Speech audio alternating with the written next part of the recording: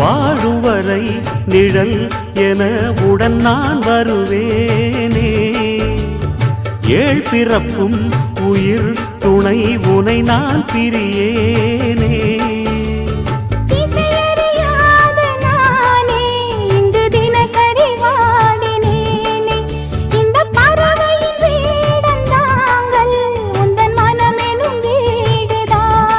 நீண்ட காலம் நேர்ந்த சோகம் நீங்கி போக நானும் தீண்ட யோகம் விளங்கிட பூமிக்கு ஒரு வாரம் என்று எண்ணி இருந்தேன்.